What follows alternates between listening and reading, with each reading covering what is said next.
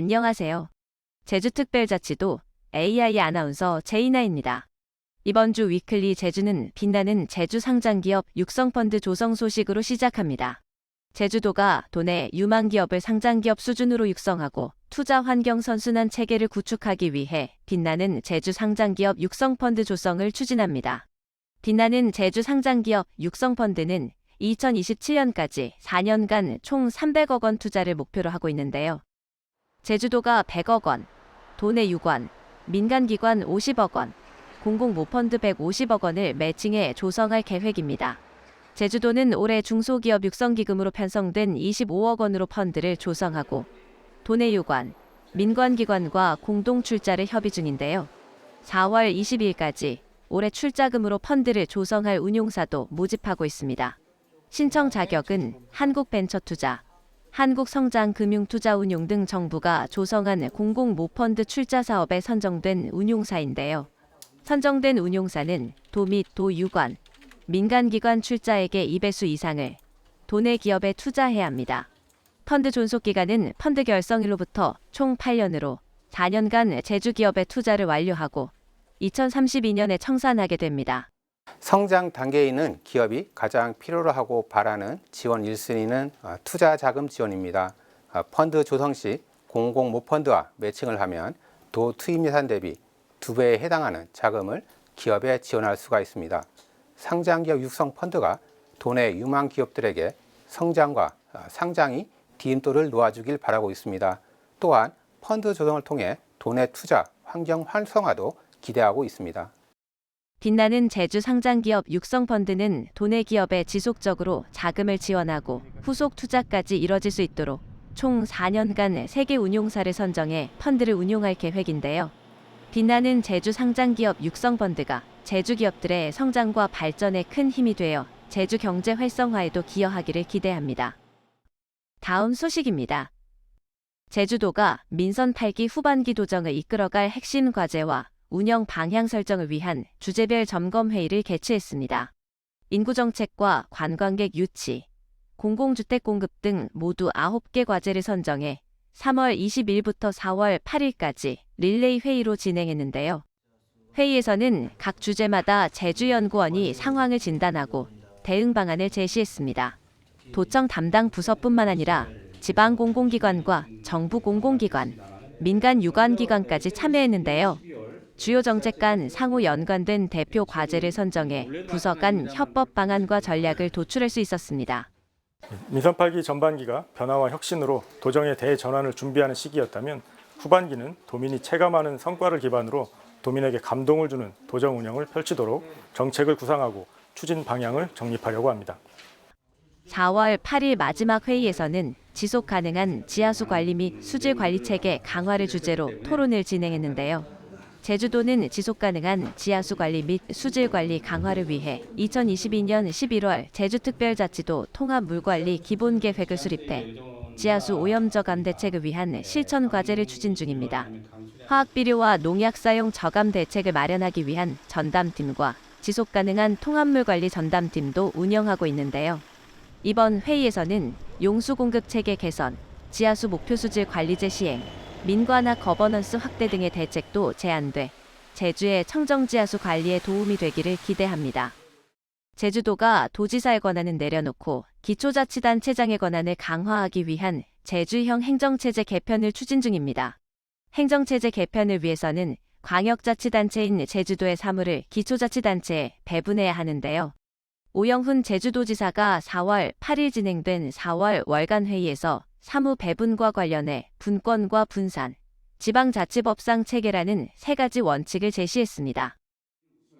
제주도는 2006년 특별자치도 출범 이후 8단계 제도 개선을 통해 4,600건의 권한과 5,300여 건의 특례를 정부로부터 이양받았습니다. 정부 부처 장관의 권한을 도지사에게 이양한 건데요. 행정체제 개편이 이뤄지면 그 권한을 도지사가 시장에게 다시 이양해야 합니다. 오영훈 지사가 제시한 3가지 원칙 중 분권에 해당하는 사항입니다. 그리고 분산과 관련해서 오영훈 지사는 균형 발전을 위해 필요하다고 설명했는데요. 제주 어디에 살든 도민으로 같은 권리를 확보할 수 있도록 다양한 시설이 고루 존재해야 하고 중장기적으로 기초자치단체가 관리해야 한다는 것입니다. 특히 환경에 있어선 원인자 부담 원칙을 강조했습니다. 지방자치법상 체계라는 것은 현재 지방자치법상 광역단체와 기초단체의 사무가 구분된 것을 떠올리면 이해할 수 있다고 말했는데요. 법적 체계를 살펴본 뒤 업무의 순서를 재위치시키는 방안을 고민해야 한다는 것입니다. 오영훈 도지사는 전담팀을 구성해 1차안을 마련한 뒤 종합토론을 주문했는데요. 기초자치단체를 경험하지 못한 공직자들에게 특별자치도 도입 취지와 성과, 한계를 설명하고 한 단계 더 도약하기 위한 과정이라는 공감대를 형성해달라고 당부했습니다. 다음 소식입니다. 제주 공직자들이 AI와 협업해 새로운 가능성을 모색하고 있습니다. 제주도는 4월 9일부터 12일까지 제주도청 본관 1층에서 챗GPT가 리스펙, 제주 속 에이펙 전시회를 개최했습니다. 제주도 공직자와 인공지능이 함께 2025 에이펙 제주 유치를 응원하고 디지털 협업의 가능성을 보여주는 특별한 행사였는데요. 전시회에는 챗GPT 학습 동아리 GPT스트를 비롯한 제주시, 서귀포시 공직자들의 작품 75개가 전시됐습니다. 분야별로 이미지 43개, 노래 3개, 시 2개, N행시 15개, 웹페이지 제작, 영상, 홍보 슬로건, 기고문 등 기타 11개인데요. 전시 과정 전반에 AI를 활용해 생성형 AI의 가능성을 체감하는 행사로 꾸며졌습니다. 학습 동아리들은 이번 전시회를 준비하면서 동아리 외 공직자들도 AI 업무 적용 능력을 높일 수 있도록 챗GPT 전문가와 팝 아티스트 등을 초빙한 화상회의 특강을 진행했는데요. 점심시간을 활용해 이뤄진 특강에 117명이 참여하는 등 높은 호응도를 보였습니다. 도 행정시 모든 직원이 챗GPT를 포함한 인공지능에 관심을 가진다면 누구나 수준 높은 콘텐츠를 직접 만들 수 있음을 보여주고 싶었고요. 그리고 학습한 인공지능 기술로 도정 주요 정책에 기여하고자 했습니다. 제주 공직자들의 창의적인 아이디어와 인공지능 기술의 결합이 어떤 새로운 가능성을 만들어낼지 기대됩니다. 제주도의 5,000명의 돌봄 천사, 장기요양 요원들을 위한 든든한 버팀목이 생겼습니다. 바로 제주 장기요양요원지원센터인데요. 제주특별자치도가 장기요양요원지원센터를 개소하고 4월부터 본격 운영에 돌입합니다. 이 센터는 늘어나는 장기요양요원들의 어려움을 해결하기 위해 마련됐는데요. 현재 제주 지역 장기요양기관은 총 258개소이며 인력은 5,000명이 넘습니다. 2008년 장기요양보험제도 도입 초기 117개소, 1,683명에서 3배 넘게 증가했는데요. 올해 2월 기준 장기요양 등급 판정자는 11,487명, 서비스 이용자도 19,920명으로 98% 이상의 이용률을 보이고 있습니다. 이에 따라 제주도는 도내 장기요양요원의 직무 환경을 개선하고 양질의 돌봄 문화를 만들어 나갈 계획입니다. 센터는 도내 장기 요양요원의 직무 환경을 개선하고 양질의 돌봄 문화를 만들어 나가기 위해서 요양기관과 요원과의 소통을 중심으로 사업을 수행해 나갈 방침이며 장기 요양요원에게는 든든한 버팀목으로 돌봄이 필요한 노인에게는 높은 품질의 돌봄을 제공하도록 노력하겠습니다. 장기요양요원지원센터는 권익보호 상담과 역량 강화 교육, 심리적, 신체적 치유 프로그램, 쉼터 공간 운영 등의 다양한 프로그램을 진행하게 되는데요. 돌봄 천사들의 든든한 지원군으로 활발한 활동을 기대합니다. 제주도가 4월 19일까지 도내 2개 전통시장에서 4월 온누리 상품권 환급 행사를 진행하고 있습니다. 제주동문수산시장은 19일까지 계속 운영하고 서귀포향 토일시장은 9일, 14일, 19일 3일간 운영하는데요.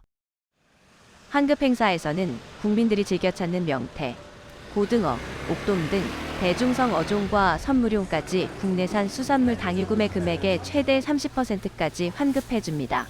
환급액은 지정된 환급 장소에서 온누리 상품권으로 환급받을 수 있고 1인당 최대 4만 원을 돌려주는데요. 앞서 제주시 민소고일시장과 서귀포 메이룰레 시장에서 운영한 3월 온누리 상품권 환급 행사에서는 약 1억 2,500만 원의 환급 실적을 거둔 것으로 집계됐습니다. 4월을 맞아 도내 곳곳에서 가족들과 함께 체험할 수 있는 행사가 열리고 있습니다. 제주특별자치도 공공도서관은 4월 12일부터 18일까지 제60회 도서관 주간을 맞아 도민 독서 문화 참여 활성화를 위한 다양한 프로그램을 진행하는데요. 한라도서관에서는 4월 한 달간 제주 4.3 동화, 구른 한 조각, 도서 및 원화 전시를 감상할 수 있습니다. 우당도서관은 책과 함께하는 시간 공모전, 사진 21점을 전시하고요. 탐라도서관은 제주여유 민화연구소와 함께 걷는 민화산책을 주제로 민화작품을 전시합니다. 도서관 주간에는 도내 16개 도서관에서 책을 주제로 78개의 다채로운 전시와 행사를 이어갑니다. 최근 의사 집단 행동으로 인해 많은 도민들이 진료를 받는데 어려움을 겪고 있는데요. 제주도가 4월 9일부터 도내 6개 보건소에서 비대면 진료를 본격 시행하고 있습니다.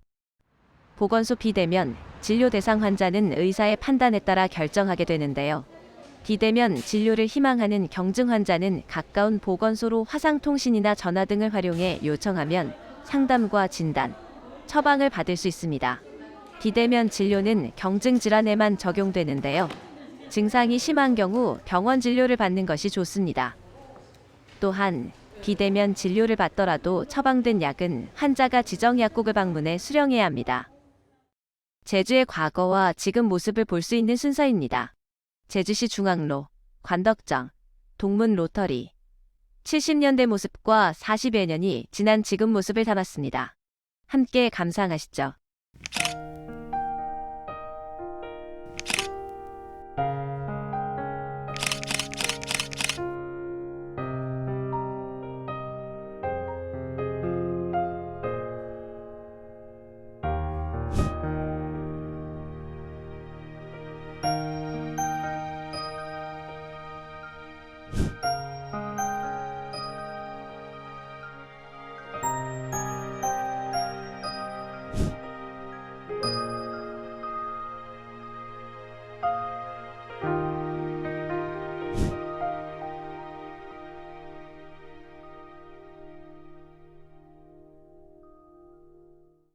지금까지 위클리 제주였습니다. 시청해주셔서 감사합니다.